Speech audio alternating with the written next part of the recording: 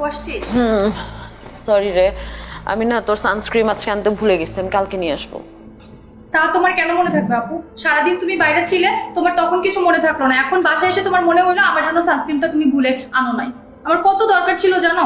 আচ্ছা ঠিক আছে, আমি তো বললাম কালকে নিয়ে আসবে, তো ছ্যাত করার কি আছে? থাক, তোমার আর কালকে আনা লাগবে না, আমাকে টাকা দিয়ে দিও, আমি নিজেই নিয়ে নেবো। এই থামবি, মাত্র বাইরে থেকে এলো, এখনই শুরু করছে। সমস্যা কম। কি চ্যাটাং কথা শিখছে বাবারে এই বাবা। বাদ দে তো ওর কথা, শোন। কি বলবা বলো, তোমার চেহারা দেখে আমি বুঝছি।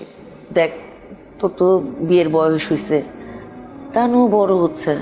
তানুকে বিয়ে দিয়ে দাও। এটা কেমন কথা হলো? ও মা, ইদানিং যা চ্যাটাং কথা শিখেছে, ওকে বিয়ে দিয়ে দাও, ভালো হবে। তুই বড়, তোকে বাদ দিয়ে আমি তানুর বিয়ে কি করে দেই? আম্মা, বাংলাদেশের কোন সংবিধানের কোন পাতায় লেখা আছে যে বড়টার আগে ছোটটার বিয়ে দেওয়া যাবে না? তুই আমাকে একটা কথা সত্যি করে বল, তুই কি কোনোদিন বিয়ে করবি না? আম্মা,